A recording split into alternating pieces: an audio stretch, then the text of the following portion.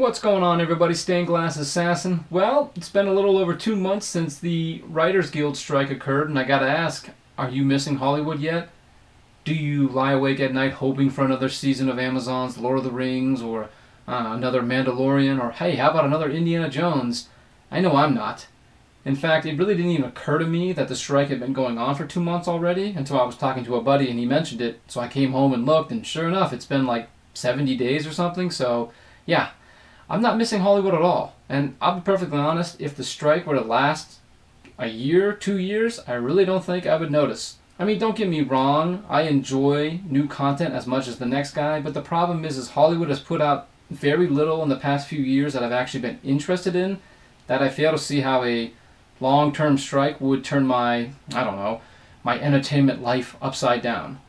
I mean, since Endgame, like in the theaters, I've really only been to the theaters a handful of times, and 90% of those films were all horror films, and that's only because I have a group of friends that every Monday we get together and watch horror films, so sometimes we switch it up and just go watch something in the theater.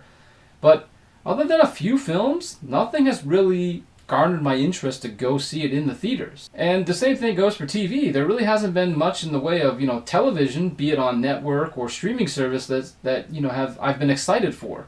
And sadly, the few things that I was interested in turned out to be duds. So, I gotta ask, what would happen if this was a long-term situation? I mean, what would you do if Hollywood disappeared for a year? Kind of like when Batman, Superman, and Wonder Woman disappeared, during 52. I mean, I've honestly already been living that scenario for the past few years, because back in 2021, I just assumed that basically all new content coming out was simply not worth my time. I mean, how many times can you get burned before you simply just don't even want to give a show or a movie a chance? I mean, look at Star Wars. I'm just done at this point. I don't care if someone I'm close to gives a season of whatever's coming out the highest praise they can ever give it. I simply don't care anymore. They've destroyed the Star Wars experience to the point where it's absolutely useless. I mean, unless they simply go back and erase everything they've done for the past 8 years, I don't want to waste my time or money anymore. That's why I've set my sights in the past when it comes to seeking out new shows and new films. I mean, if Hollywood's not going to put anything new out that interests me or especially isn't created with me, the fan, in mind, then I'll just look to the past. I mean, there is an endless supply of films and shows from yesteryear, many of which I didn't even know existed. And you know something? Just because it's old content doesn't mean it isn't new. I mean, it might be 75 years old, but for me it's new. So I've really been enjoying just giving some movies from the 80s, the 60s, 50s, whatever, give it a shot. Same thing for TV shows. Going back and watching Cheers. I never watched Cheers before. I've really enjoyed it. Frasier's one of my favorite TV shows of all time, so I kind of figured I'd enjoy Cheers. But nonetheless, there's all kinds of TV shows out there that I didn't even expect to, watch ever in my life, but they're on my list. Now, not every movie is going to be a home run, but even if the film or the show wasn't great, at least it was bad because it simply, I don't know how to put it, it just wasn't good. It wasn't bad because it was steeped in agenda-driven content sent out to destroy the film's characters and lore and belittle the fan base. I mean, it just wasn't a good film. It is what it is. At least they tried. Now, I posted a video a couple years ago when I first created this channel talking about this very concept. I don't read new comic books. I've read comic books since I was 8 years old. I've been buying them since I was, 14, 15 when I was able to get a job. But I probably never will again. Instead, I have thousands and thousands of comic books bookmarked for future reading.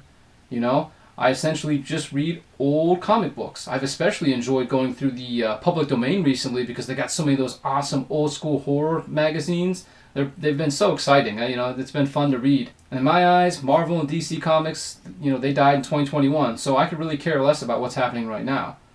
I mean, how many novels are out there that are just waiting for someone to pick up and give it new life again by reading its content? There's hidden gems and forgotten treasures of literature out there that maybe I'll discover. I mean, I've literally gone to the library and picked out a couple random books. I've read a couple. Some of them have been not that great. There's a reason why they haven't been, rented out in 4 or 5 years.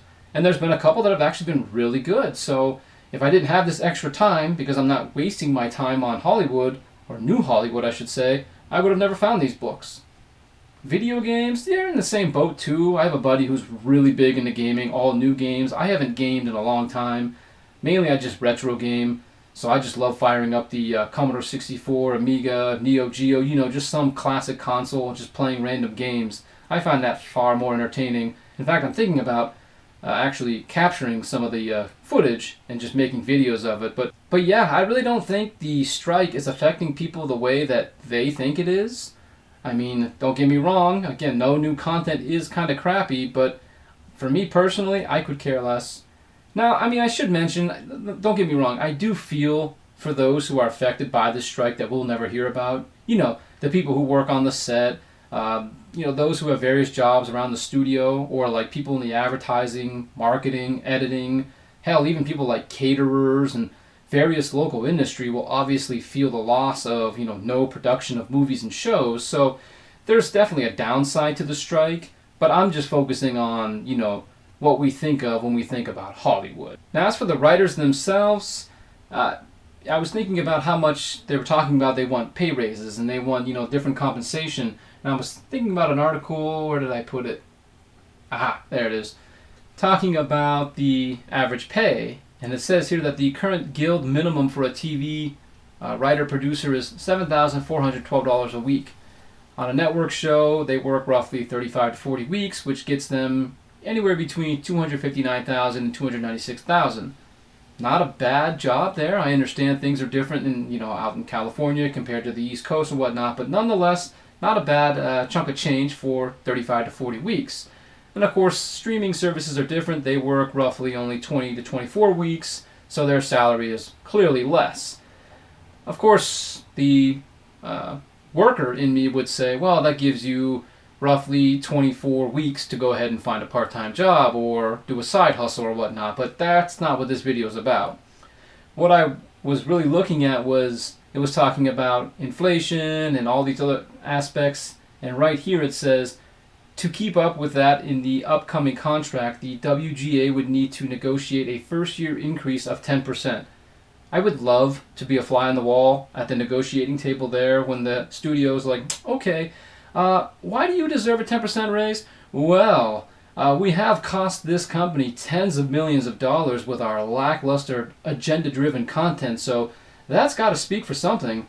Yeah, well, we'll let you know. I mean, what did they think was going to happen? I mean, they couldn't have striked at the worst possible time. I mean, of course, the economy's not doing great, inflation's high. You, the writers, are literally putting out probably the worst content combined ever in Hollywood's history, at least that I can remember. I mean, things are a lot different compared to the last time they had their strike. Back when they had the last strike, there wasn't, the streaming wars weren't going on. People didn't watch their content the way they do now. And of course, YouTube was nowhere near as popular as it is now. I mean, now you have free independent content that can compete with, a lot of regular TV shows. I mean, the amount of viewers that some people get is staggering. Because honestly, the majority of my new content that I watch is on YouTube. Because I have dozens and dozens of channels that I subscribe to that are, directly in my wheelhouse. I love their content, so I look forward to seeing what they put out each week or each month or whatever, far more than anything that Hollywood's doing. So you're literally going to go on strike when you are putting out content that's not only not engaging, but it's costing your company tens of millions of dollars. Meanwhile, there are people on YouTube that are literally getting far more views than, say, a late night TV show. I mean, what does that say? What does that say about your content? So you're going to walk in there and demand X amount of dollars, and that's your bargaining chip? I would love to be in that room for that. In fact, there's another article. I got like 5 pages open. I'm going to see if I can pull this up. Yep. Deadline. And it says that kind of the goal here is Hollywood studios are essentially going to wait till the fall to essentially let the writers go broke before resuming talks. I mean, that's a bold strategy. It definitely, heavy-handed, if you will, but at the same time, you've cost these studios tens of millions of dollars. Why are you going to get rewarded? I mean, I would be all on board if they just went out and got scabs for the most part. I mean, there's got to be aspiring writers out there that'll work for less to get their names known. I mean, what's the worst that can happen? We get bad content. Well, what are we getting now? We're getting putrid content. In fact, it's worse than that because all it is it's just agenda-driven. That it's not even Star Wars. It's not Marvel. It's not, it's not Lord of the Rings. If Lord of the Rings was bad just because it was just bad, yeah, I mean, it is what it is. But when all you're doing is, pushing home certain narratives and then attacking your fan base, well, you don't deserve to be able to write another season then. That's just the way it is. So I'd rather give Joe Schmo a chance. Maybe a dedicated fan to Lord of the Rings would actually write a good show. I would actually be interested in that. But I don't know. We'll see what happens. In any case, I just thought it was interesting. Like I said, I couldn't believe that it's been 2 months already. But you know what? I haven't really noticed. So, and I don't think I'm going to. But what about you? Have you really taken notice to this? Are you missing Hollywood? Do you have essentially kind of like a backup plan that I've been doing? Essentially digging into Hollywood's past or, looking for new content that's technically old? I don't know. Let me know what you think down in the comments. While you're down there, like and subscribe so you know when the next video comes out. And as always, thanks for watching. I'll see you next time.